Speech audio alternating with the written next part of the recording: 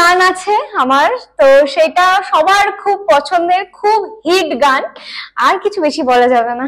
প্রাণের উৎসব সান বাংলায় আসছে, তো সেটা নিয়ে তুমি কি শেয়ার রয়েছো বা কি পারফরমেন্স করছো সেটা নিয়ে বলো। দেখতে পাওয়া যাচ্ছে।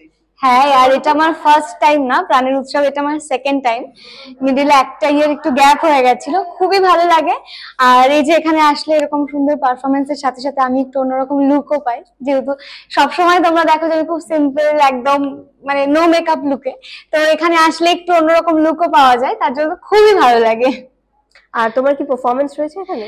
হ্যাঁ, একটু পরেই আমি যাব, তো টেনশনে আছি। লুকটা দেখেই বোঝা যাচ্ছে যে একটা ইন্ডো ওয়েস্টার্ন একটা লুকে আছো, এবং কিরকম কি পারফরমেন্স হবে যদি একটু হিন্ট দাও দর্শকদের। এইটুকু বলবো যে 3টে গান আছে আমার, তো সেটা সবার খুব পছন্দের, খুব হিট গান, আর কিছু বেশি বলা যাবে না।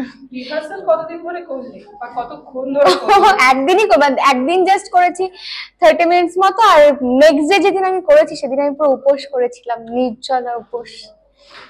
বাহ, এবার যারা দর্শকেরা তারা তো দেখার জন্য অপেক্ষায় রয়েছে, কি বলবে তাদের জন্য?